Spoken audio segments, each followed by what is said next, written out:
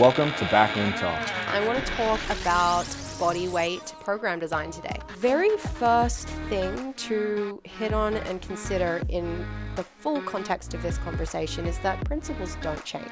But even in the way that a training session is laid out, like we have to rethink that. You know, prescribing running to anyone, especially when you're extending it out, is very important to understand, are they recovering from that running? To listen to more Backroom Talk, be sure to subscribe. Learn to design personalized programs with the OPEX system of coaching by heading to opexfit.com. All right, guys. Well, welcome to another episode of Backroom Talk. We are back in the studio this week. Glad to be in person. And before we get into the topic of conversation for today, Carl, I want to spend just a couple minutes talking about something super exciting that we have upcoming, which is our Coaches Summit. So could you share a little bit about that? I feel like every month or so we always say, like, we have something really exciting. This is actually really exciting, though. No, it really is. It is. Sorry, what was your question? You asked me What is it? What's the summit? Yeah, so, gosh, we've been talking about doing a version of this for 3 or 4 years. And the idea has always been we need to get everyone together, right? We need to get everyone together. We need to talk about things inside of CCP. We need to talk about things outside of CCP. We need to bring in really smart people and allow them to teach. And because I know some people get tired of hearing us in this building. So bringing those people in and just giving us an opportunity to collaborate with a bunch of coaches around the world. So we decided to finally do it, and it felt like the right year. By no means are we out of COVID, so I don't want to say like 2020 was one of those years where no one saw anyone and we were all stuck in our homes, and it was that, and it still is that to a certain extent for some people. So it is a good year to do it, I think. So yeah, we're doing that. We're getting a bunch of coaches together here in Scottsdale at a beautiful resort here in Scottsdale. I don't know what's going to be better, taking a vacation here in October at that resort or coming and hanging out with the crew and stuff like that. But yeah, we're doing that in October. Yeah, October 22nd and 23rd is going to be, it'll be those dates. So that Friday, Saturday. Scottsdale is gorgeous that time of year. So coaches, if you're looking for a little vacation, it's the perfect spot to have a little getaway. Much better than August. Yeah, August is, which we're currently in, is a little bit toasty here. We went for a post-lunch walk in the 103-degree weather. It was. That's actually cool though. For this week, it's been like 109, 111, 113. So yeah, not too bad. 103 is cool. That's that's a problem. Yeah, no, but yeah, over those couple days, we're going to be doing some CCP specific stuff on the first day and ensuring that all of our coaches understand. We should probably say that it's only open to CCP coaches this year. Important detail. All of our coaches understand exactly how we want them to deliver fitness, and have an opportunity for people to give their own personal anecdotes and stuff like that, and kind of talk through perform the OPEX method. So that's day one.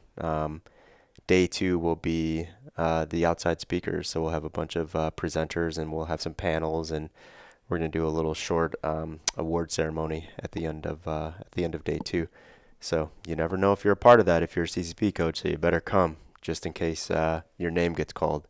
If you're not here, we're going to put some duct tape on that award and write someone else's name that is there.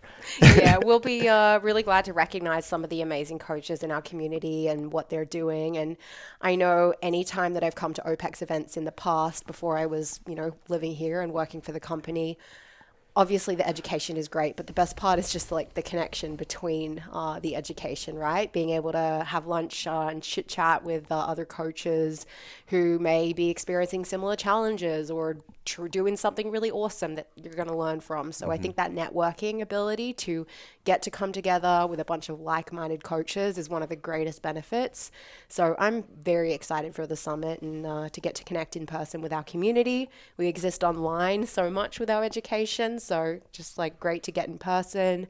And we do right now have discounted pricing as well. So we do have a special promo, $75 off of pricing. So make sure, guys, you get in. When you listen to this episode, get in right away, because that is going to expire and the price is going to go up. So make sure you get in if you want that $75 off. Yep. All right. Well, that is the summit. Before we move on, as always, if you are listening to this podcast, please make sure you like and leave us a review. If you're on YouTube, make sure you hit that subscribe button and hit like. We appreciate that stuff a lot. Now, Carl, I've got an article I want to share with you. Sorry, Emma's laughing because I did like, review, subscribe. Yeah. Yeah, like, review, subscribe. Like, review, subscribe, guys. That's what we need. That's what we appreciate. But let's chat about this article. So it is from Today, obviously a reliable resource for all things health and fitness, of course. But essentially from Today, like the article is from today. I thought you meant like the article was released today and it's from a very reliable source. And I thought you were going to say something funny after that. So I was waiting. Today is the source, but it was also released today. So both were right. Got it. The title is Cutting 200 Calories a Day Plus Exercising Improves Heart Health for Obese Adults. So essentially, it was a study looking at vascular health and aortic stiffness. So essentially, you want a flexible aorta, and so that was what was measured to determine if there were improvements in that for the participants. So I think there was 3 groups. Group 1 did aerobic exercise training only, consisting of walking on a treadmill 4 times a week. Group 2 did that aerobic exercise plus moderate calorie restriction. So they were asked to cut 250 calories a day, though on average it was about 200 a day that was cut. And then group 3 did aerobic exercise plus higher calorie restriction. And after 5 months, there were no changes in aortic stiffness for the people who exercised only. In the second group, there were significant improvements. So that was the group who cut 200 calories. And then in both calorie restriction groups, there was a similar amount of weight loss. So essentially what the article sums up is that it may not be necessary to eat drastically less to see a weight and heart health benefit. Yeah. I want to hear your initial thoughts. Initial thoughts are everything sounded obvious. I don't know if they dug into the negatives behind over restriction in group 3. But I think that's probably something that's missing, a missing link in the article itself, because there has to be some type of inverse relationship and why group 3 didn't continue to see those great results that group 2 showed. So I'd just be interested into what specifically they started seeing as adverse effects from group 3, and did they talk about absolute calories, or did they just say they cut those amount of calories from their... This article just says they cut 200 calories. They don't talk about the absolute number. What about the latter group? Because it's a more significant... Yeah, again, the latter, it only says 600 fewer calories a day than usual. So Got it. Compared to what their usual intake was, I suppose. So I would assume they took a group of people and they looked at how many calories they're eating currently, and they put the people that were eating a higher amount of calories into that group 3, because you are probably not going to cut 500 or 600 calories from someone that's eating 1,000 calories total. So I wonder if there's some health considerations for those people that were just eating a higher volume of absolute calories as well. Yeah. So I don't know. I know I'm like looking at it like, oh, they must have gotten something wrong, or they didn't do something or consider something, but that's where my head immediately goes, because I would assume that based on what they're laying out here, I would assume that the results would almost be linear. Yeah. But there's probably some considerations that didn't make those results linear because they didn't have the same group of people based on what the percentage off of that absolute calorie consumption they had to cut. Yeah. Does that make sense? It absolutely does. And it's from our perspective, we're going to want to dig deeper into looking at that study and like how it was conducted. I'm thinking about the average person who's reading this Today article and what is the value that they're getting from reading and understanding this. And I do think that there's just some pieces that are missing in the eat less, move more prescription, which we've heard handed out so many times over the years. Like, there's definitely validity to the fact that a lot of people are not moving enough and are eating an overabundance of calories, but we know that there's more to it than that as fitness practitioners and people that have worked, in the trenches with clients, trying to help them, manage weight and, have healthy metabolism and everything like that. So I just always like the alarm bells, like sirens go off when I read a headline like that, because the whole, like the idea that you could just like cut out, you know, a granola bar, or like, you know, not eat a scoop of peanut butter or something like that, and that's going to drastically change your health. Like maybe it would, maybe for some people it would make a difference, but we also know that quality of food matters significantly. Hydration matters significantly. How much sleep someone's getting matter as well. So I'm just always worried when I see articles like this. Yeah, I think, gosh, I'm not as worried as you. I think there's different populations we have to consider. I think in our bubble, and I know we say that quite often, but in our like little fitness bubble, that's a problem for us, right? Like, no, you don't need to move more and eat less. But if you get outside of our bubble and you look at the population as a whole, I would venture to guess that a very, very large percentage of our population actually do need to eat a little bit less and move a little bit more. So that's why when I see something like that and I think about general population people reading that, I'm like, yeah, it probably doesn't give them like, well, this is exactly what you need to do and this is how you need to do it. But I think the message is probably in line for a large percentage of the population, not like the chronic exercisers that are super stressed, their hormones are shot, and like we all know that story, but that's not most people. Most people aren't moving at all, and most people they don't even have a concept of the amount of food that they eat on a daily basis. I don't know. I'm not saying this is the greatest article in the world. I guess I'm just not like general population. I think this is something that most people could benefit from hearing. For sure. I just don't know that most people could do anything with that information. Yeah, I agree. That's the challenge. Like, what is 200 calories? I think a lot of people don't even realize or know that, or realize the consequence of like pulling 200 calories from lunch and how that's going to affect how they feel later in the day and cause, you know, snacking to happen that they might not realize was even happening because it just happened unconsciously. You know, I just, I'm always a little skeptical. You're a perfect world type person. I can appreciate that. I can dream. Yeah, I appreciate that. No, I'm with you. Yeah, I mean, it's weird though, right? Because it's like how much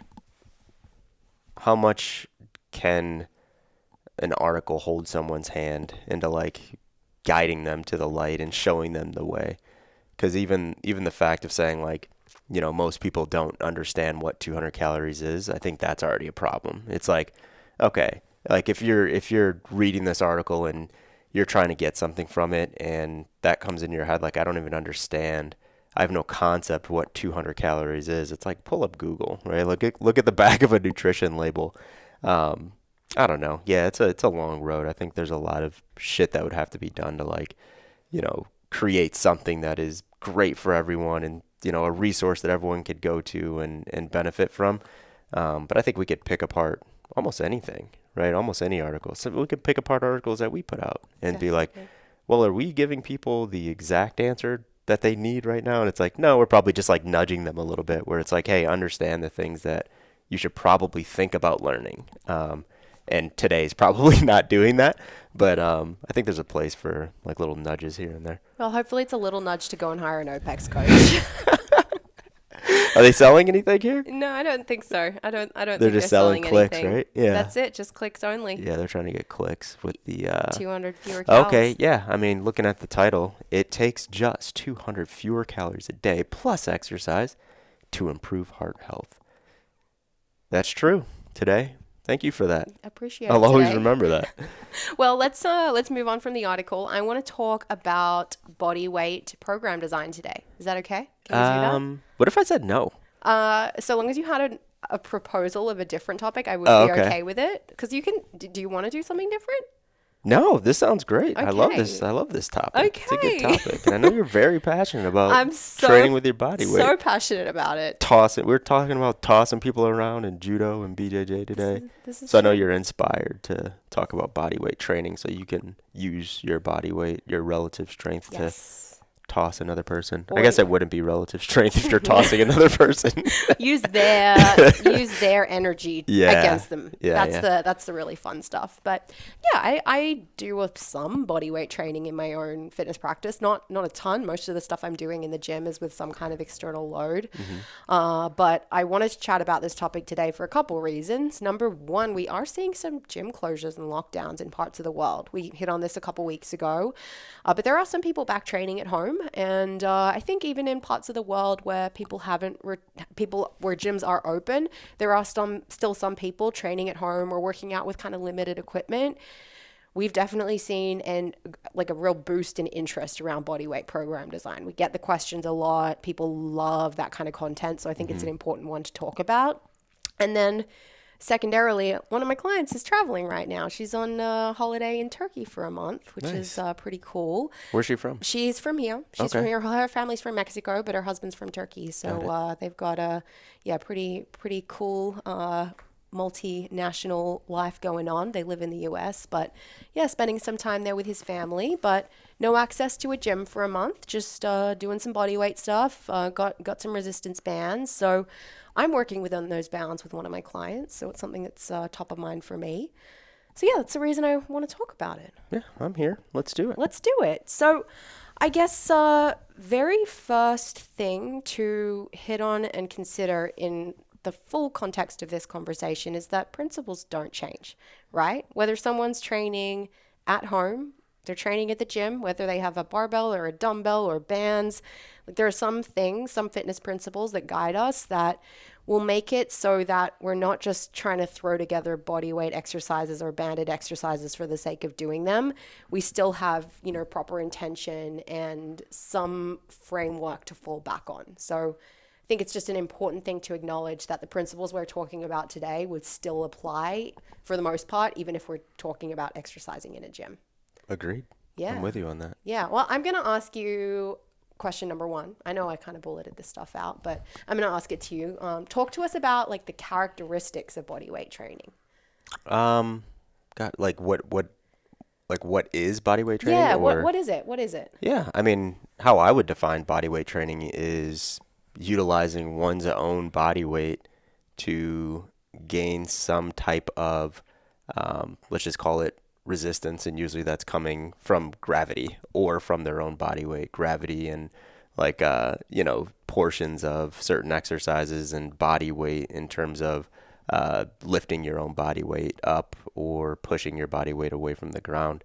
I wouldn't consider banded stuff and using odd objects and stuff like that. I mean, I wouldn't consider that body weight. I don't think a lot of people would, but I would consider that more I'm utilizing minimum equipment.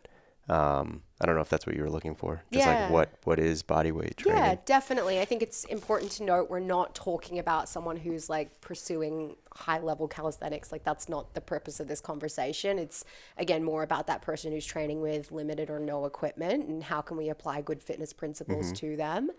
When we think about the idea that we have this person and they're just training with body weight, there are some glaring things that they do not have that someone who's training in the gym does have. Number one is intensity, right? Mm-hmm. There's just a lack of intensity that you're going to be able to apply in their training. So we think about contraction types and contraction progression and what someone might be able to do. Well, if they only have their own body weight, and it comes down a little bit to training age and things like that as well, but they're not going to be able to do a maximal contraction just with their body weight. And by intensity, you mean external load. Exactly. Not someone's heart rate is going and it feels like a very intense workout. Yeah, I'm talking about load and that, tough CNS response and that high level attention. You're not going to get that from body weight training. No.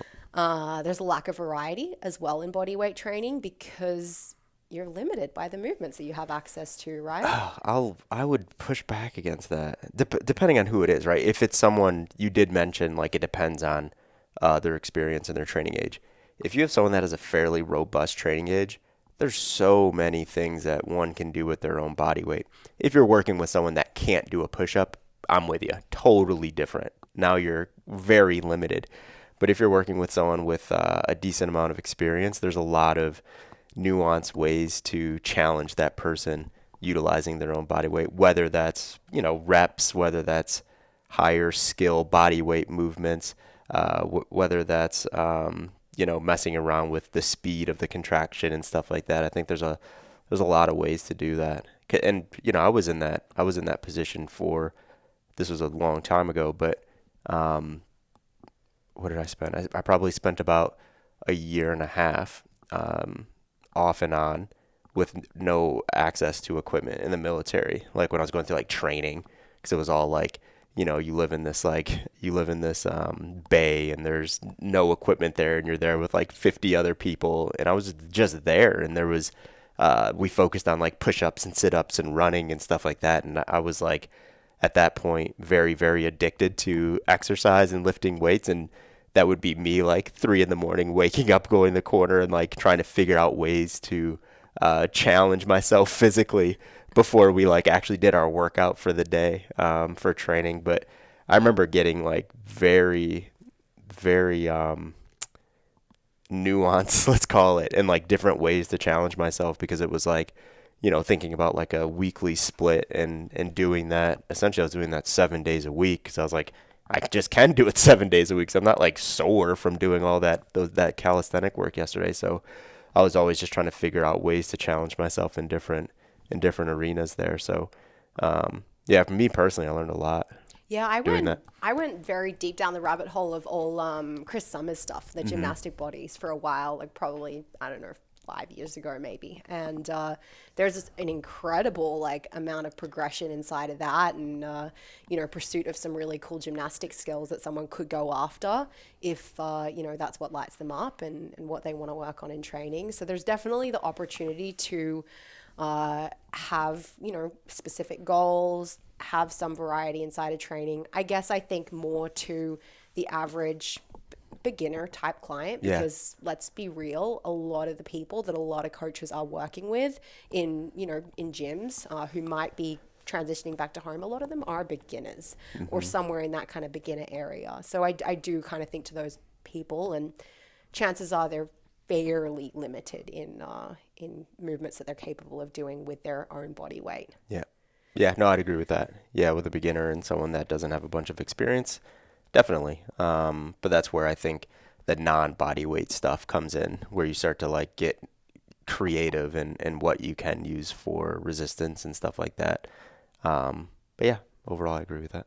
Let's talk a little bit about intentions of bodyweight training. And I guess for that like general population type person who's not necessarily like trying to get, some incredible like gymnastic skill. They're not like interested in working on their iron cross, and they're not Carl, who's training 7 days a week at 3 a.m. They're not, neither of those. I wasn't doing sexy things. That sounds weird. 3 a.m. sexy no, I definitely wasn't trying to get an iron cross. I was just trying to like get a response. I was like, man, I'm losing muscle mass, and I'm in my head. I was like, I'm becoming so deconditioned.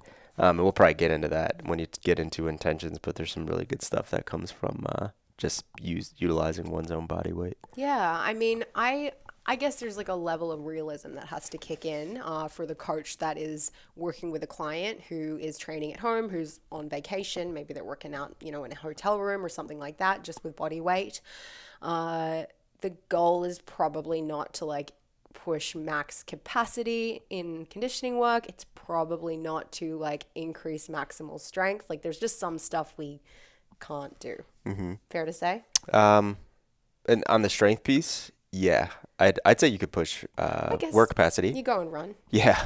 You get a lot of, it might be a great opportunity. Yeah, you get a lot of good stuff from running. But no, I'd agree. You're not going to win a powerlifting competition after 8 months of not lifting any weights. Yeah. So just having conversations with clients if they are transitioning to an at-home environment where they need to do body weight only training for a period of time. The goal is going to be consistency in training and making sure that you're creating great rhythm and getting some kind of movement in every day. The goal is going to be looking at functional movement patterns and making sure that we're getting, doses of all of those patterns in and, good balance and resistance. What else? What else am I missing? It's a great opportunity to become really efficient in one's training as well. Because I think and maybe a lot of coaches learned this last year. And, when a lot of the world was all in lockdown, and a lot of people were in the same situation where they just didn't have access to equipment.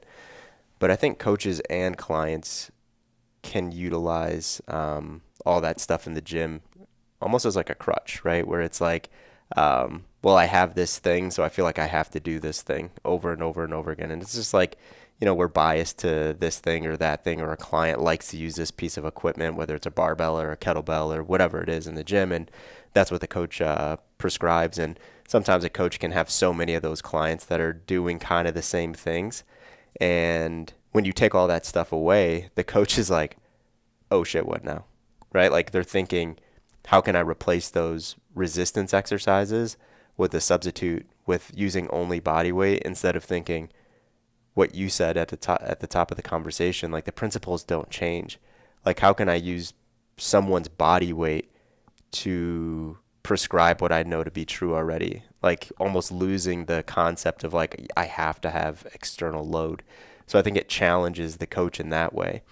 On the client standpoint, when they're actually performing that body weight exercise session, they probably notice that you don't need as much rest between sets. They probably notice that a little more control. Let's say we're doing like air squats at a tempo. Like there's an opportunity to like actually feel that air squat throughout its full range of motion.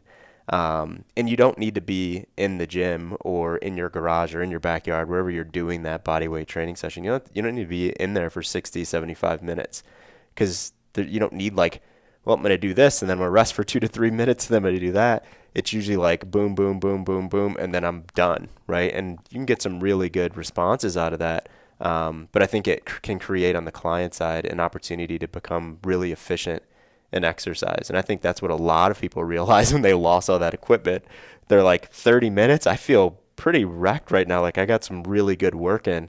I don't have to do another 30 minutes. Yeah, right? It's a really good opportunity to simplify and to think about what is the minimum effective dose of exercise that one needs to do to support all the things they want to do in life. And for most of us, it's probably less than we're doing in the gym. Yep. For me, probably for you as well, Carl. Like we could spend less time in the gym and still have a great life.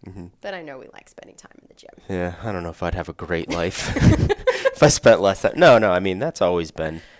Yeah, it's always been a huge bias of mine, spending that 60, 75 minutes in the gym, 6 days a week, and not doing it for any other reason than I just really enjoy it.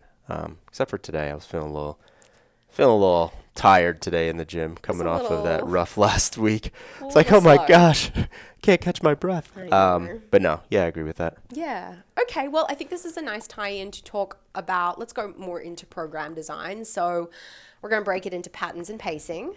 So patterns on the one end, we're talking about resistance training essentially and what someone could do at home with their body weight for that. And then pacing, we can talk a little bit about like aerobic or sustain conditioning type training. So patterns first. And you hit on it already, which I really liked, the idea that a lot of coaches are thinking about that like one kettlebell exercise they do with their client and they're trying to replace that exercise in training. But instead of trying to replace exercises, it's like, peel it back. Let's think about what we're trying to accomplish in resistance. We want people to develop great efficiency and get some kind of tension in all of our movement patterns. So don't like look at what they did the week before in the gym and just try and swap out the exercises. Think in terms of patterns instead. So squat, bend, push, pull, lunge, and core. Let's think about all these things that we want them to do. And now let's think about inside of that, what are body weight exercises that can tick the box and make sure that we're hitting all of those patterns throughout a week. And I'd say best practice, like for someone training at home, just because a lot of the time variety is a little bit less for the beginner, and because they're a beginner as well, full body resistance is probably going to be a good option for body weight training. Yep, and in format too, because you mentioned we don't want to just like switch out the resistance exercise for the body weight exercise week 1 to week 2 and just like scale it back. But even in the way that a training session is laid out, like we have to rethink that. Or no, we don't have to, but it's a great opportunity to rethink that. Because you said full body resistance, and I think a lot of people were probably thinking like, okay, A1, A2, B1, B2, C1, C2, D1, D2, boom, I'm gone, right? But it is a great opportunity to kind of, we talked about that a couple months ago when we were talking about like GBC and stuff like that. It's a great opportunity to add some of that stuff into this, right? Where it's like A1, A2, A3, A4, A5, A6, A1, A2, A3, and you know what I mean? And you can split that up in many different ways. Like if you're using a pattern-based approach, that can just be, squat, bend, blah, blah, blah, all the way down. And you could do those, 2-3 sets and you could be out, right? And you're getting that response, and that might start to feel like intensity to someone, not in load, but in the amount of work that they're doing and the variation that they're feeling inside of it. So I think we can rethink the way that we lay out training sessions as well. Definitely. Let's talk a little bit about progression of said training sessions and what's happening, because we know that we can't really increase load. Like intensity, increasing intensity per week is probably not an option. Like maybe, they could have their partner sit on their back while they do their push-ups, or like you got a couple kids, you like go from the smaller kid to the larger kid per week. It's actually a good one. I like that one. Yeah. It's a good progression. Yeah. For those that have, or you more just than get one fatter child. week to week. Well, we try and avoid that. You just gain. I want to gain 1.5 pounds per week. Do the same exercises. Am I increasing in intensity on the push-up? Yeah, Technically, yeah. It's true. Yeah. It's true. That could be considered a progression for some people. Some people want to get bigger, so yeah, there we go. That's legit. But no, I think that the obvious one is increasing volume, right? For a lot of people, it's going to be taking them from, let's say someone can do 5 push-ups. Let's see how we can nudge that from week to week to 6 to 7 to 8. Get, fancy and play around with some clusters and things like that as we try and extend that volume out. So. Yeah, volume is kind of the name of the game for body weight training. Emma, I remember we did a lot of push-up clusters.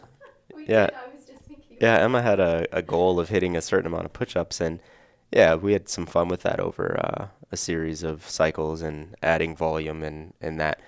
To that point, though, yeah, I agree. Volume is a great way to progress, but if we're looking at coaching someone and we know that we're only going to have their body weight for an extended period of time, I would even look at progression a little bit differently. If a client has a specific goal, for example, like Emma's push-up goal, absolutely, let's progress that to get it, because now it's a good opportunity to hit that goal, because now all we have to train with is our own body weight. So let's lean into that. But let's say someone's like, oh, no, I don't have any specific goals. Doing like clusters of push-ups every week might get boring. And I say that because they might not have any connection to increasing their push-ups or anything like that. So I think the biggest consideration is how can that a coach needs to ask themselves is, how can I continually drive adaptation? Like, that's it. How can I continually drive adaptation? And, of course, there's the things that we always say, where it's like ensure that someone can recover from it, ensure that someone can perform it and they're capable of doing it. But that's what I would think about week to week, is like, what can I give them in this laid out plan that I have? Let's say it is that pattern-based plan. What can I give them every week that's going to drive adaptation a little bit more or in a different way than last week? So that can look like in design a completely random program. Like if you're looking at it without having any context, but the coach knows their client and they're like, hey, I want to make this challenging every day. Because I think why a lot of clients would become bored is they don't feel like they're being challenged anymore. It's very unlikely that you'll have a client that finishes every training session and they're like, that was challenging and almost too much. Like it was just enough, almost too much. They feel good, so they recovered from it. I doubt that same client is going to come back to their coach the next day and say, hey, I'm really bored with my training session.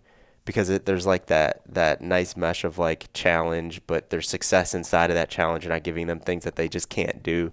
And you're getting them better, quote unquote, every single week because you're just challenging them. So I know we're going to talk about a bunch of different ways to progress, but I would just say, let's just figure out ways to drive adaptation on a week-to-week basis. Yeah, completely agree. And again, like you said, that might not sometimes follow the typical format that we're used to as coaches, where it's like we're going through this 8-week period of training, and at the end we're going to retest your back squat, and we're going to be reducing volume and increasing intensity across these 8 weeks. Like that's just not an option. Yeah. So how can we add some challenge that you can adapt to through variety in that design there? Playing with tempo is another way that we can do it. So, slowing down some eccentrics, adding pauses in, not going, shorter with tempos from week to week to week, because again, we're not going heavier, but probably extending out tempos, adding pauses in interesting ways where you're biasing different parts of the movement. Again, just to create some challenge and then interest in what someone's doing from week to week. So that's another place we can play with. Going from complementary movement pairings where someone's doing, like a squat and then a push pattern, to go into non-complementary patterns where you're doing like a squat and a squat back to back.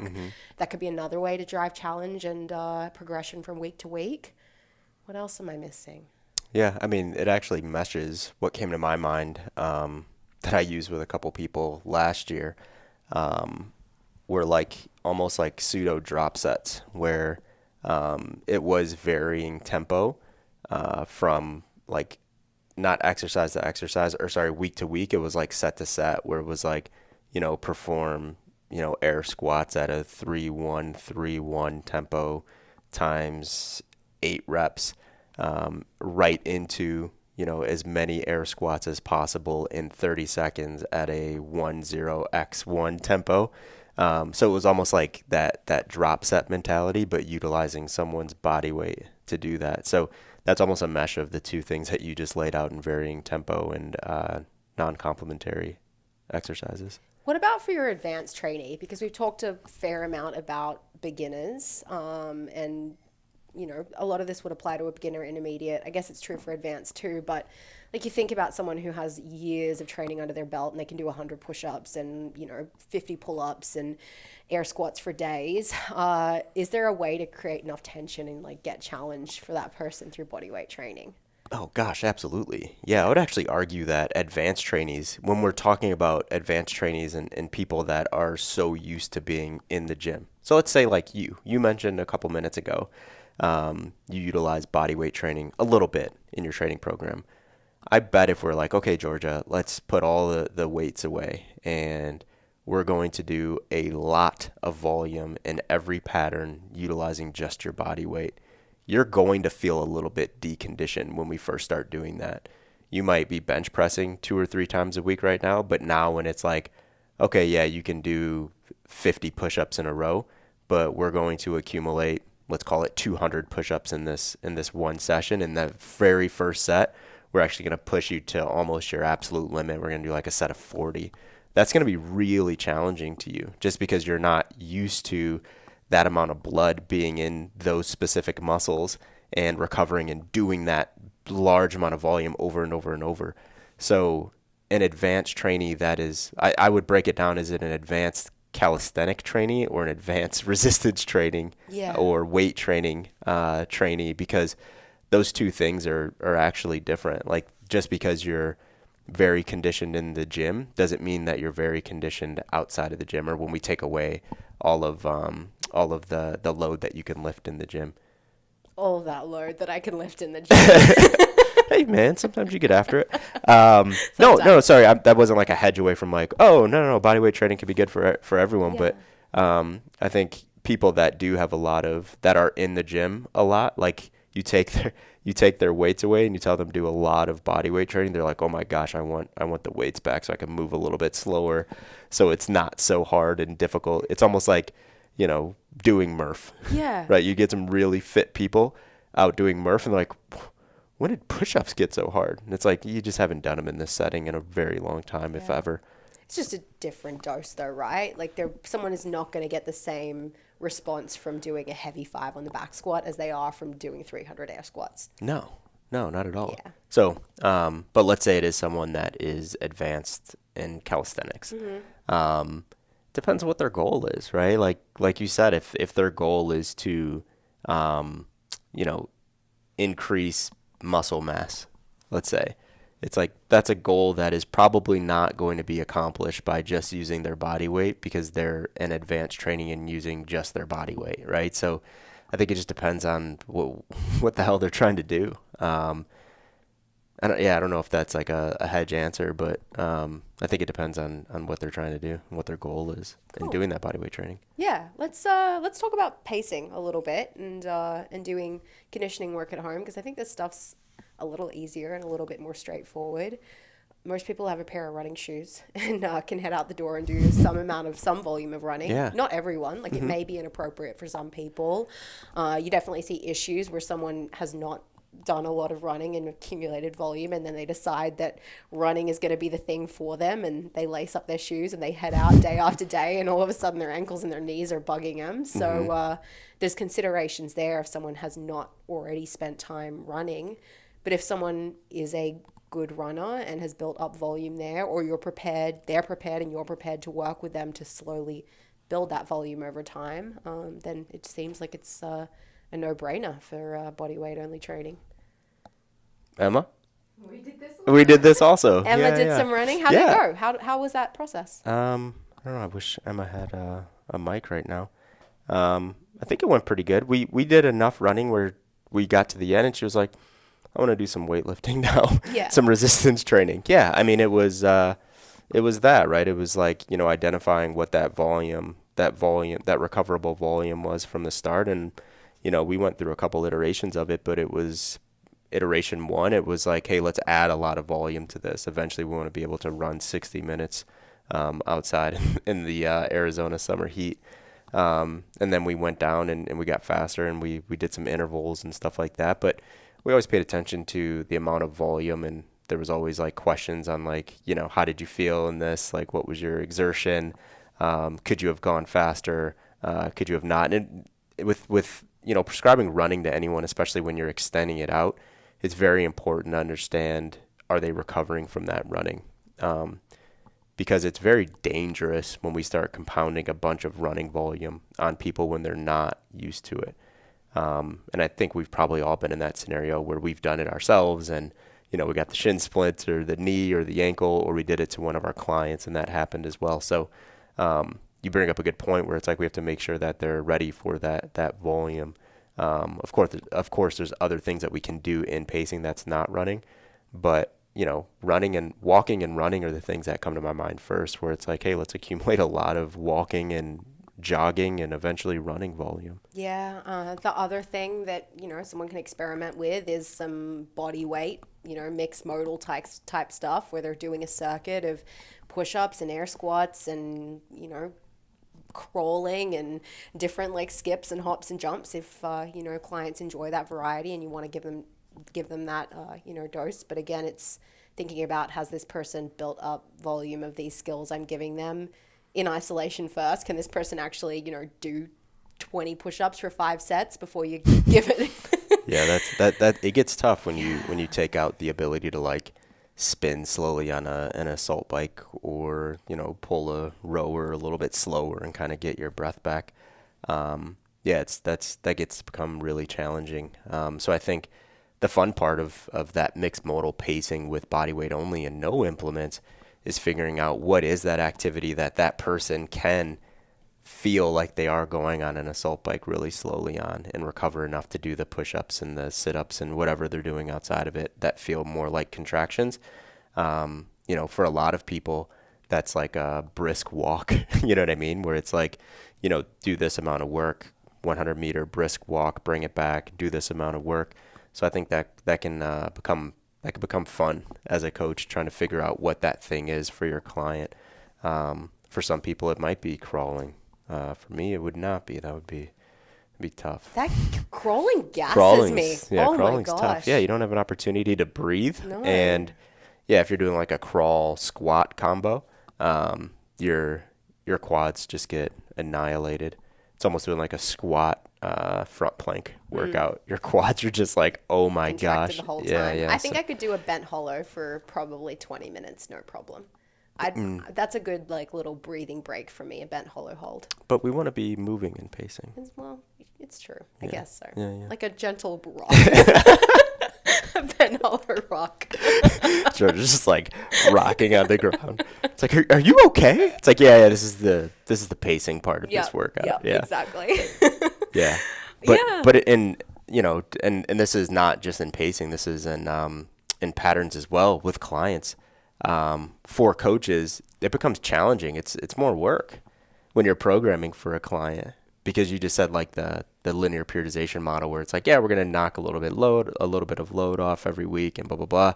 It's like, I'm not saying coaches are doing that to be lazy. It's like, I hope coaches are doing that. But when we take away that opportunity to like linearly progress something, it just becomes more work for the coach. And what I said, I don't want anyone to take what I said lightly on like, just figure out something that makes them adapt on a weekly basis. It's like, that's actually a lot of work to do that, because you have to know that person, what they can do, how they responded to that thing you gave them, what they haven't done in a little, you know what I mean? Like there's a lot of considerations that come into prescribing that kind of stuff. So I don't want to just throw that out there like it's not, probably 50% more work than just taking someone through linear periodization. Yeah, it's definitely more work. I always think about like, okay, over these 4 weeks, let's start with this, 15-minute body weight AMRAP, and let's change one thing inside of it each week.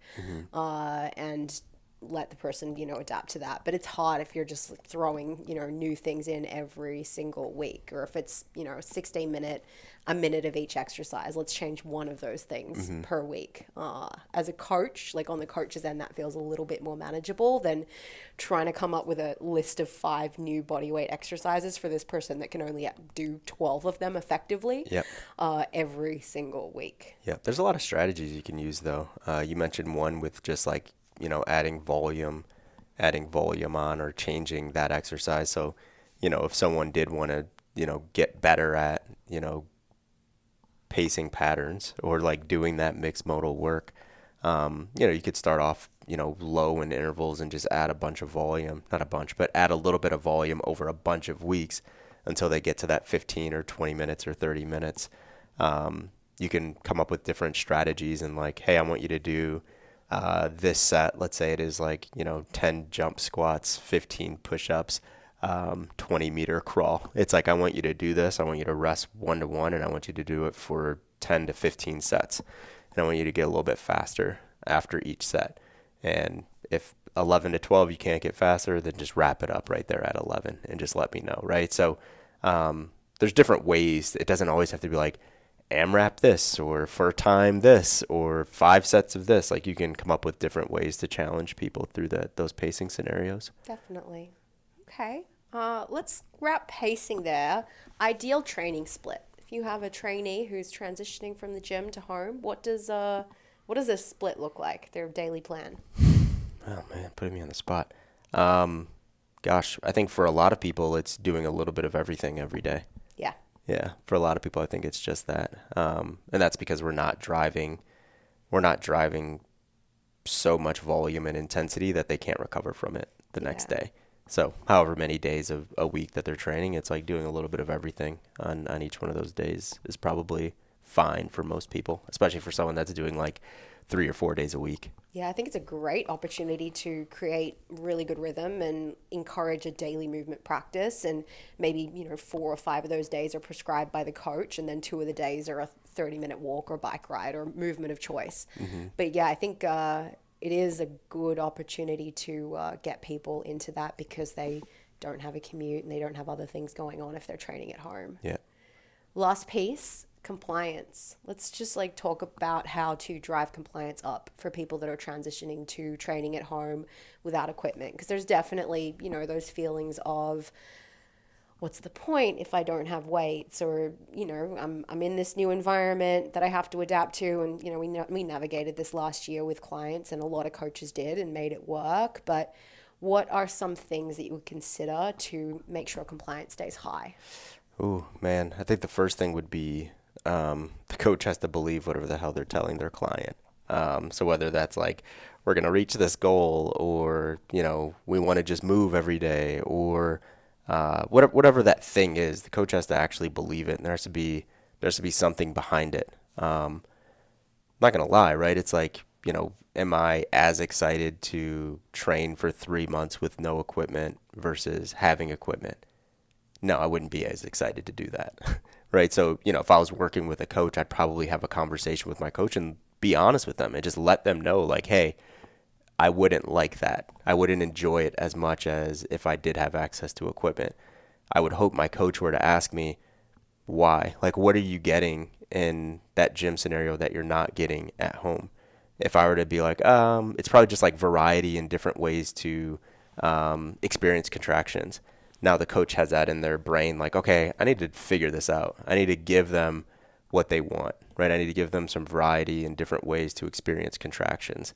So it's like, I guess that's where it is. It's like, do coaches have the knowledge to give that to each and every one of their clients? But it just goes back to just understanding what the client wants. What do they want out of this whole thing? I think that's where you have to start, and the coach has to be confident that they can deliver it, or they have to admit if they can't deliver it, I guess, right? But I think it starts with just understanding what that client wants out of their training program. Definitely. And like, what is that client inspired by as well? Because there's some people you can have a conversation with, and you know, you're talking about how the goal is we're going to create this great rhythm in your life, and you're going to be really consistent. We're going to get daily movement and blood flow in, and it's going to be supporting you and all the things that you want to do in life. And you can have that conversation, and they're like, cool, I'm going to do my 30 minutes of exercise. I'm going to feel great. I'm going to focus on my nutrition, going to get my sleep. And they're really like involved in that process and just like the idea of, you know, focusing on the process and the daily movement practice. But for other people, they're more goal-oriented and they need something to chase in the gym. Like, you just run into some people and they always want to be working towards one thing. So it's like, what goals can we, you know, put in place for you that are restricted to body weight only? So can we do something like test your 5-minute push-up AMRAP and try and improve that over a period of time? Could we take a look at your OPEX move and like revisit that? Because it is a good opportunity for coaches. Like, I know sometimes we get into the day-to-day, month-to-month, year-to-year, and there's little things that were once a, you know, major priority that you maybe just like let slip a little bit. So as a coach, it's a good reminder. Let's revisit movement patterns, and if there's a little cleaning up we can do on, you know, the right active straight leg raise, we can do some cool stuff in bending to improve that. Then let's focus on that and connect the client to the fact that we're trying to improve this one very specific thing, and over the course of the next 6 weeks we're going to retest it. Or side plank, maybe that thing's at 75 seconds and we want it at 90. Let's work on bumping you towards that. So yeah, I just think it's a good opportunity to think about, number one, what inspires your client? Do they like chasing goals? Are they cool with just the daily process? And then number two, revisiting the things that we should be prioritizing as coaches in assessment and things like that. I mean, broken record, but also what are your goals for your clients? Because it would be just an absolute nightmare to always have to have this like FME or like this metric thing that you're chasing all the time with a client. And when like they hit it or they decide like, oh, that's not that important to me anymore, you have to figure out a different one and plug that in.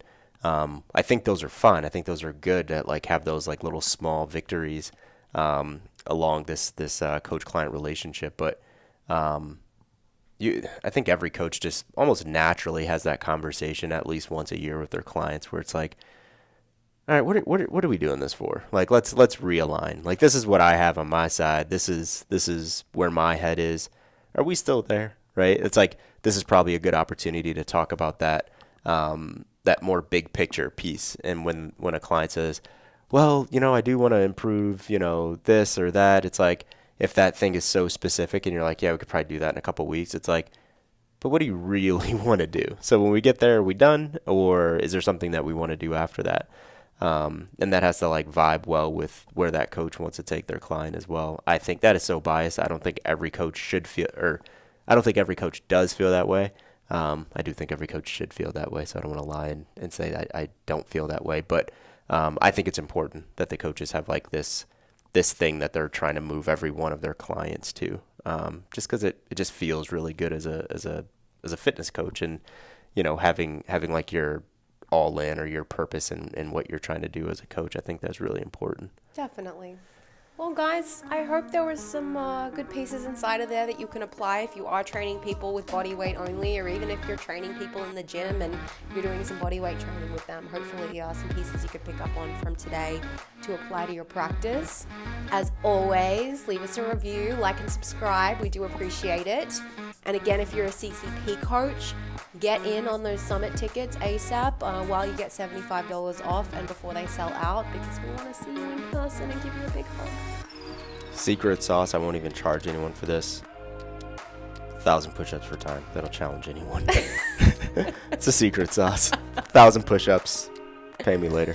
There we go. Well, guys, see you next week. See ya.